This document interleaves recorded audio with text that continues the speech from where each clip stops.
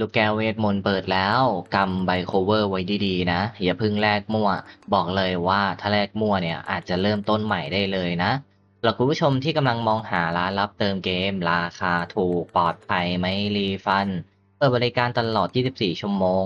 เติมถูกเติมไวผมขอแนะนำร้านจอนชาวไร่เลยนะครับสำหรับวันนี้นะครับในตัวของระบบลูกแก้วเวทมนต์เนี่ยก็ได้เปิดแล้วซึ่งมันเปิดมาได้กี่วันแล้ววะผมก็ไม่รู้เหมือนกันนะ แต่วันนี้เนี่ยเราก็จะมาแนะนำนะครับว่าเราควรจะเลือกปั้นลูกแก้วอะไรดีนะครับแล้วในส่วนของลูกแก้วเนี่ยเราควรจะแลกดีไหมระหว่างปีศาจดูดเดือดกับตัวของลูกแก้วเนี่ยเราควรจะแลกอะไรนะครับจริงๆผมจะบอกว่าถ้าลูกแก้วเราได้ใช้ทั้ง2ทีม3ทีมในอนาคตอ่ะได้ใช้หมดเลยอ่ะมันจะมีลูกแก้วอยู่ไม่กี่ตัวนะครับที่เราจะได้ใช้ทุกทีม คือลูกแก้วที่1เลยนะครับที่เราจะได้ใช้ทุกทีมแน่นอนเนี่ยก็จะเป็นลูกแก้วว่องไวนะครับที่มันมีการเพิ่มเร่งสกิลเนี่ย20 แต้มของเบื้องต้นนะแต่ว่าถ้าเป็นของสีแดงแบบเนี้ยมันจะเป็นการเร่งนะครับในส่วนของสกิลเนี่ย32เลยซึ่งเยอะมากๆถ้าคุณผู้ชม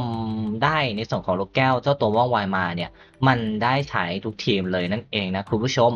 อย่างออร่าตัวว่องไวหรือออร่าเจ้าตัวนี้เนี่ยมันจะได้ใช้กันแทบทุกทีมนั่นเองนะครับคือไม่ต้องพูดคำว่าแทบดีกว่าแต่ว่ามันจะใช้คำว่าทุกคนเล่นออร่าว่องไวเนี่ยกันแน่ๆและแต่ละตัวมังกรเนี่ยออร่าว่องไวมันสามารถเอาไปใช้ได้ถ้าตอนนี้เราใช้อยู่ที่ระดับนะครับสีส้มสีทองแบบนี้เนี่ยมันจะมีการเล่นสกิลนะครับ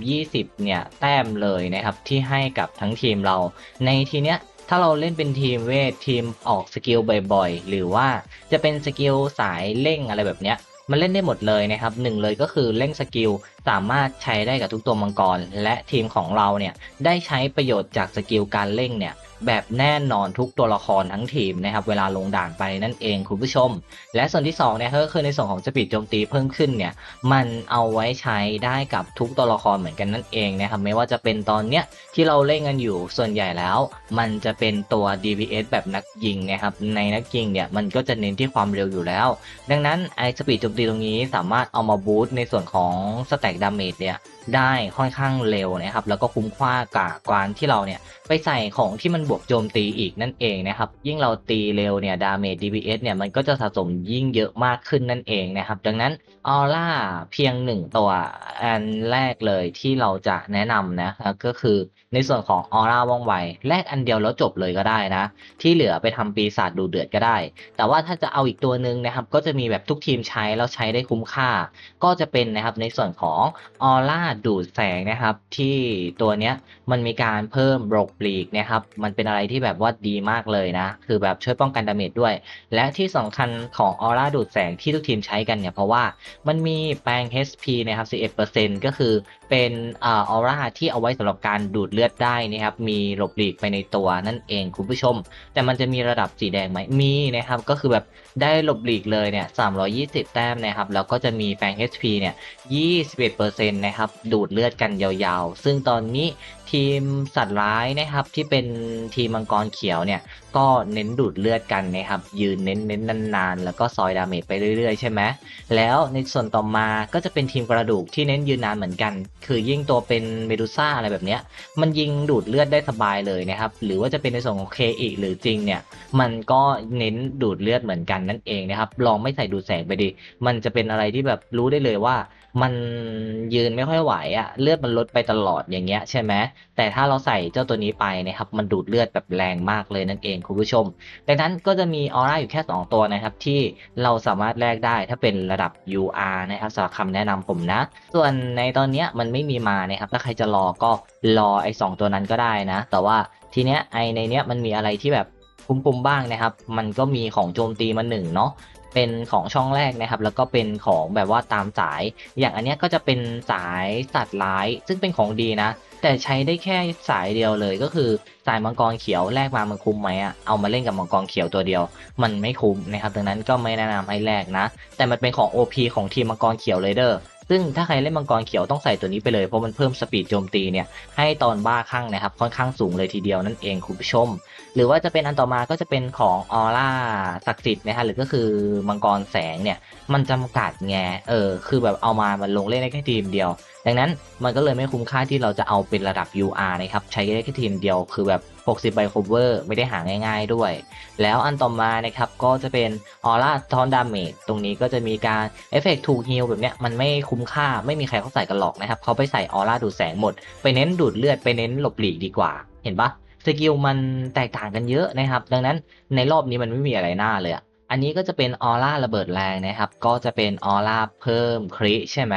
ซึ่งออร่าเพิ่มคริเนี่ยเอาจริงๆมันใช้ได้ไม่ทุกตัวละครอยู่ดีนะครับสมมุติว่าเราเล่นเป็นทีมมังกรน้ำเงินมังกรน้ำแบบเนี้ยซึ่งไอการเพิ่มคริถ้าเราเล่นตัวดาเมจเป็นตัวจริงอย่างเงี้ยมันได้ก็จริงนะแต่ว่ามันได้แค่ตัวเดียวนะครับดาเมจคริที่เพิ่มขึ้นมาเนี่ยมันก็ไม่ได้แบบหวือหวาอะไรขนาดนั้นนะจะเอามาใส่แค่ตัวเดียวหรือเน้นบูทแค่ตัวเดียวอะมันไม่คุ้มค่าเอาซะเลยนะครับแล้วก็อีกอย่างหนึ่งอ่ะมันลดหย่อนดาเมจจากทีมเราลดความเก่งจากทีมเราเราควรจะใส่เป็นออร่าว่องไวดันมาใส่เป็นออร่าระเบิดแรงแบบเนี้ยผมคิดว่าไม่คุ้มนะโดยส่วนตัวนะครับผมคิดว่าไม่คุ้มแต่จากประสบการณ์ที่ดูเซิร์ฟเวอร์นอกมามันก็ใช้กันแค่ออร่าว่องไวอ่ะคุณผู้ชมเข้าใจไหมผมเอาแนวทางเซิร์ฟเวอร์นอกเป็นหลักเหมือนกันนะแต่ก็จะดูก่อนว่ามันใช้ยังไงประมาณไหนทำไมเขาถึงนิยมใช้กันแบบนั้นนั่นเองคุณผู้ชมดังนั้นถ้าคุณผู้ชมคิดว่ามันไม่ค่อยคุ้มค่าหรือว่าเราไม่รอดีกว่าไอในส่วนของลูกแก้วที่เป็นว่องไวหรือว่าลูกแก้วดูดแสงเนี่ยมันก็สามารถข้ามได้เพราะว่าแค่ระดับสีส้มเนี่ยเราก็เอามาใช้ได้แล้วมันก็ใช้ได้ทุกทีมได้แล้วใช่ไหมแต่ถ้าอยากให้เก่งให้สุดอะถ้าเรามีใบ cover เหลือๆมันสมควรจะมาซื้อแต่ทีเนี้ยในเบื้องต้นผมอยากจะแนะนำให้คุณผู้ชมเก็บตัวปีศาจไปให้หมดก่อนเลยเพราะว่าถ้าให้เราเปรียบเทียบแล้วปีศาจ1ตัวมันเหมือนเราใส่อุปกรณ์1เซตนะอย่างอุปกรณ์1เซตอะ2ชิ้นอะเหมือนได้เพิ่มเลยทุกตัวละครที่เราเอาลงไปเล่นเนี่ยมันได้เลยนะครับอุปกรณ์อย่างละ1เซตนั่นเองอย่างเช่นเราแลกเป็นไฮด้ามานะครับสำหรับตัวนี้เนี่ยมันให้เบื้องต้นตอนที่ไม่อัพดาวไม่อัพอะไรให้มันเลยอะมันให้หลบหลีก200แต้มซึ่งมันเหมือนกับเซตหลบหลีกเนี่ย1เซตเลยนะครับเหมือนอุปกรณ์2ชิ้นใน1เซตนั่นเองคุณผู้ชมทีนี้มันยังไม่ได้อัพเลยนะแล้วไอ้เจ้าตัวสัตว์ UR เนี่ยมันมีผลกับทุกตัวละครไงดังนั้นเนี่ยเหมือนกับเราเนี่ยครับแลกมาตัวเดียวเนี่ยมันเหมือนกับการเพิ่มของให้ทุกตัวละครเราอะอย่างละ1เซตเลยนั่นเองนะครับหลบหลีกเพิ่มขึ้นมา1เซตนั่นเองคุณผู้ชมดังนั้นเราควรจะมาเก็บในส่วนของตัวปีศาจดูเดือดเนี่ยให้มันครบก่อนนะครับผมเองก็จะเก็บไฮด้าเนี่ยเป็นตัวสุดท้ายแล้วทีนี้นะครับอันนี้ผมบอกตั้งแต่ต้นๆก่อนเลยว่าถ้าเราไม่เอาเวทมนต์แล้วอะเรามีไบโคเวอร์เหลือๆแล้วหลังจากที่เราแลกในส่วนของปีศาจดูเดือดเนี่ยได้ครบ4ตัวแล้วให้คุณผู้ชมเนี่ยมาแลกดวงดาวเพชรได้เลยแล้วมาทำการเริ่มทำนะครับเริ่มทำเลยทีละชิ้นเพราะว่าถ้าเราทำดาวตันได้อะมันจะบวกสแต็กเนี่ยไปเท่าไหร่อ่ะ30%หรือ50หรือ80นี่แหละผมจำไม่ได้มันแล้วเหมือนกันนะในดาวสุดท้ายทำดาวตันอ่ะในตรงนั้นอ่ะเราเอามาลงกับตัวฟักทองให้หมดเลยนะครับเพราะว่าฟักทองเนี่ยมันบวกในส่วนของค่าโจมตีค่อนข้างสูงนะครับเดี๋ยวจะพาไปดูนะคือแบบมันบวกสูงมากนะครับเนี่ยอย่างตัวเบื้องต้นเนี่ยถ้าเราอัพนะครับดาวมา3ดาวอะโจมตีบวก9แบบเนี้ยมันจะอยู่ที่45%นะครับเกือบ46%ใช่ไหมทีเนี้ยถ้าเราอัพดาวเพิ่มไปอีกอะคือถ้าเรามาอัพดาวให้มันอีกเนี่ยมันก็จะบวกเอฟเฟกต์ไปอีกนะครับ10%ใช่ไหมก็ได้มาอีก10%นะครับแล้วในขั้นตอนการทำดาวสุดท้ายอะเอฟเฟกต์ตรงเนี้ยมันจะเป็นโบนัสนะครับมันจะได้เท่าไหร่นะคุณผู้ชมมันจะได้50หรือว่า30หรือว่า80ว่าผมก็จำไม่ได้เดี๋ยวผมขอลองดูนะครับที่มันอัพดาวได้หน่อยได้ไหมมีตัวพวกนี้เดี๋ยวเราลองดูตรงนี้เป็นตัวอย่างได้โบนัสเพิ่มขึ้นนะครับ30%เลยนั่นเองคุณผู้ชมมันได้เยอะมากๆนะบอกเลยว่ามันจะบูสต์แบบดาวตันอะ30%ให้เราในสแต็กนั่นเลยนะคุณผู้ชมดังนั้นสิ่งที่เราควรจะมุ่งเน้นหลังจากที่เรานั้นแลกตัวปีศาจครบแล้วมาทำการดาวตันทีละตัวนะครับก็คือตัวที่1เลยจะเป็นในส่วนของอัศวินฟักทองนะครับให้ทำดาวตันก่อนตัวแรกและตัวต่อมาที่จะให้ทำดาวตันต่อก็คือตัวของมังกรดำเป็นมังกรครินั่นเองนะครับเราจะได้ปรับเปลี่ยนเซตอุปกรณ์ใหม่โดยที่เราเนี่ยมีค่าคริตันแค่1,500ถอดค่าคริที่มันเป็นอุปกรณ์เนี่ยออกมาเพื่อที่จะไปใส่ของดาเมจแทนมันจะได้บูสต์ดาเมจได้เยอะกว่าเดิมใช่ไหมดังนั้นไอ้2ตัวนี้มันจะเป็นตัวบูสต์ดาเมจเลยยิ่งใครเล่นจริงเนี่ยยิ่งต้องทำตัวของมังกรดำให้เป็นดาวตันเนี่ยตัวที่2นั่นเองคุณผู้ชมเพราะว่าเราเน้นในเรื่องของดาเมจไว้ก่อนส่วนตัวที่3เนี่ยครับก็จะไปทำไททันต่อเพราะว่ามันได้รับในส่วนของ HP เหมือนกันนั่นเองนะจะได้ถึกๆนะครับยืนได้ดูดเลือดมีเลือดเยอะนั่นเองคุณผู้ชมและตัวสุดท้ายนะครับเพื่อที่จะได้ ในส่วนของโลบลิกเยอะๆนะครับมีอัตราการอยู่รอดค่อนข้างสูงเราก็จะมาทำตัวไฮด้าให้ดาวตันต่อนั่นเองหลังจากที่มันดาวตันแล้วอ่ะไม่ต้องเป็นกังวลใจว่าของมันจะแบบเฮ้ยเหลืออะไรหรือเปล่าไม่เหลือหรอกนะครับพอเราทำได้ดาวตันแล้วเราการซื้อที่ถูกต้องมาแล้วเนี่ยมันไม่มีทางที่เราจะเหลือนะครับเราก็เหลือไบโคเวอร์เอาไปลงเวทมนต์ก็ได้หรือจะเก็บไว้รออนาคตที่มันมีสกินมาก็ได้นั่นเองนะครับในลูกแก้วผมคิดว่าใช้แค่ระดับสีส้มเนี่ยก็พอแล้วแต่ว่าถ้าอยากจะแลกลูกแก้วจริงๆก็มีแค่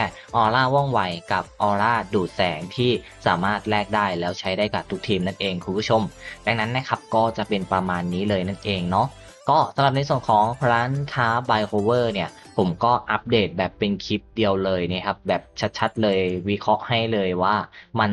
ควรจะแลกยังไงนะครับมันคุ้มค่ากว่าการที่เราเนี่ยไปแลกแค่ไหนนะครับในความคุ้มค่านั่นเองคุณผู้ชมสำหรับคลิปนี้นะครับก็คงไม่มีอะไรไปมากกว่านี้แล้วก็คงจะต้องขอตัวลาคุณผู้ชมไปก่อนแล้วสวัสดีครับ